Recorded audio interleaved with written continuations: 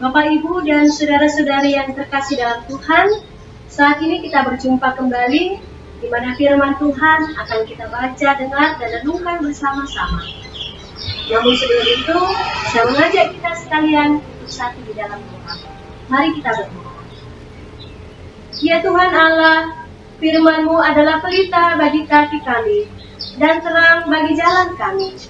Oleh karena itu bersabdalah ya Tuhan, dan biarlah firman-Mu ini akan menjadi pedoman hidup bagi kami, bagaimana memaknai kehidupan yang Tuhan anugerahkan sebagaimana yang Engkau kehendaki.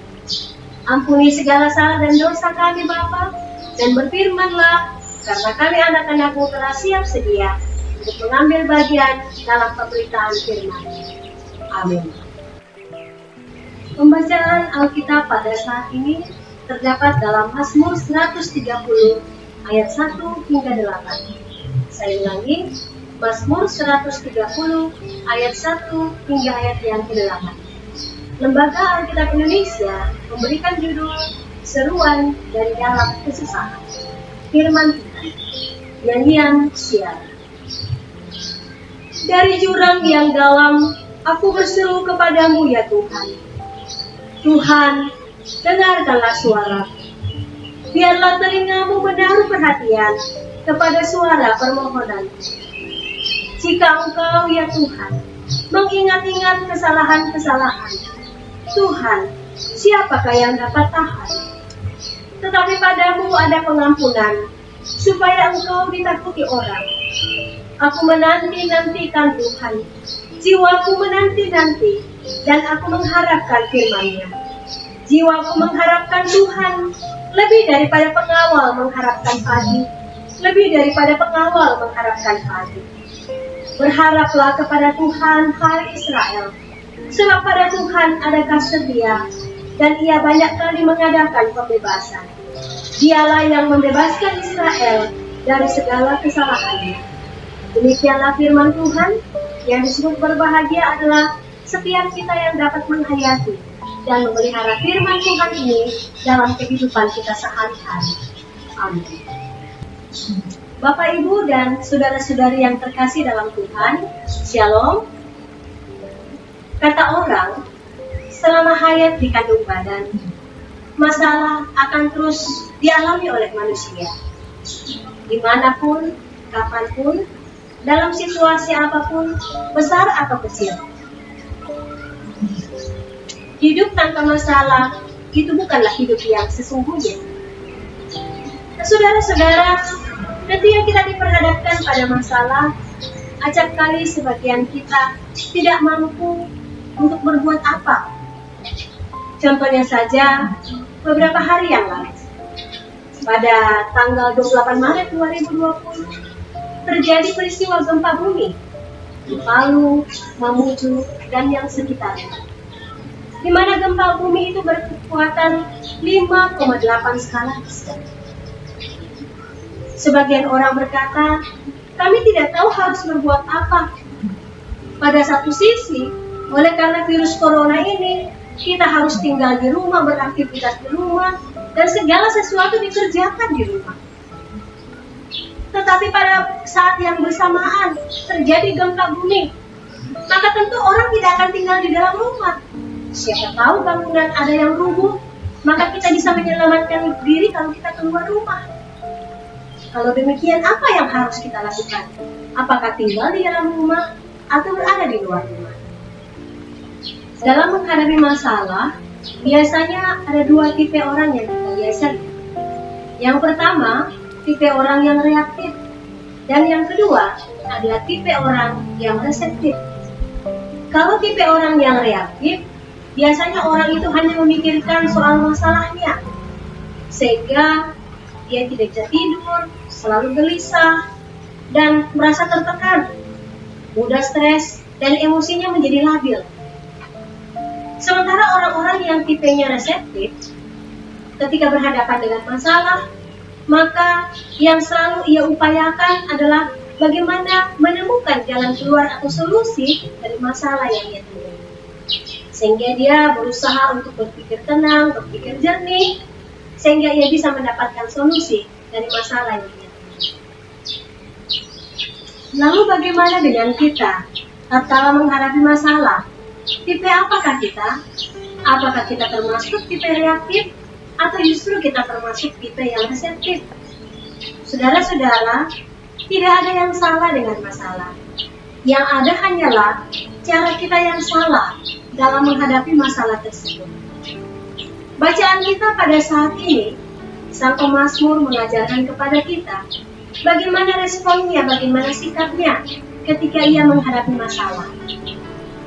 Ayat kedua pembacaan kita, Tuhan, dengarkanlah suaraku, keluhan dan doaku, dan biarlah telingamu menaruh perhatian, baik kepada suara penderitaanku maupun kepada suara permohonanku.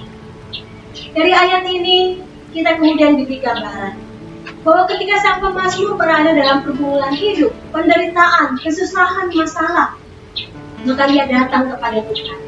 Ia mencurahkan segala sesuatu yang ada pada hatinya, mencurahkan semuanya itu kepada Tuhan. Saudara-saudara, saat kita terperosok dalam kesusahan, saat kita terpuruk dalam keputusasaan, saat kita letih lesu, saat kita berada dalam keadaan tidak berdaya sama sekali, maka tidak ada hal lain yang dapat kita lakukan selain kita datang kepada Tuhan, berserah diri kepada Tuhan, berdoa kepada Tuhan, mengutarakan apa yang menjadi curahan hati kita kepada Tuhan. Inilah hal pertama yang dapat kita pelajari dari Sang Pemazmur, di mana kita diminta untuk selalu berseru kepada Tuhan, menyampaikan doa dan permohonan, kerinduan serta pergumulan kita kepada Tuhan. Selanjutnya, hal yang kedua yang dapat kita pelajari dari Sang Pemazmur adalah ketika kita datang kepada Tuhan, berseru kepada Tuhan, maka Sang Pemazmur mengingatkan kita untuk menyadari siapa diri kita yang sesungguhnya. Ternyata kita adalah manusia yang berdosa. Kita manusia yang dicemari oleh berbagai aib, sehingga tidak ada seorang pun yang dapat membenarkan dirinya sendiri. Karena yang dapat memberikan pengampunan hanya dari Tuhan.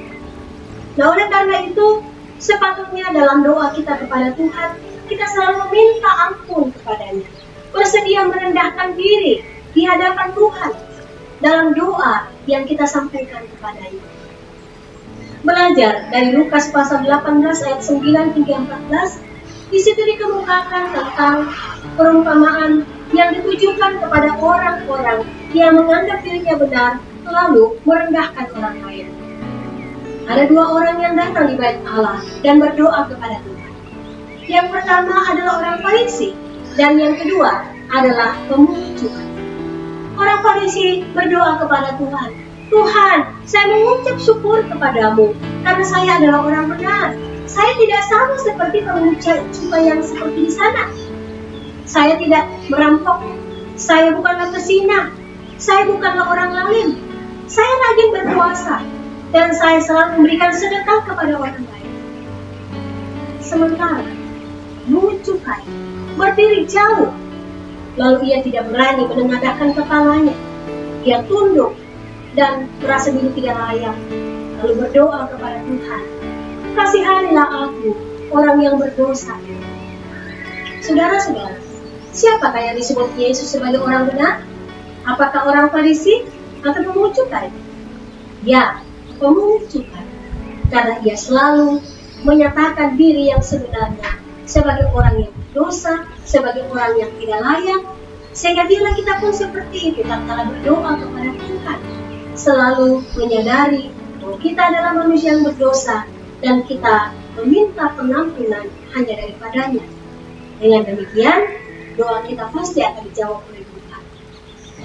Bapak, Ibu, dan saudara-saudari yang terkasih dalam Kristus Yesus, hal yang ketiga yang dapat kita pelajari dari Sang Pemazmur berdasarkan perikop pembacaan kita adalah Sang Pemazmur mengaminkan bahwa setiap doa dan permohonan yang disampaikannya kepada Tuhan, maka Tuhan sanggup untuk memberikan jawaban atas setiap doa yang disampaikan kepadanya.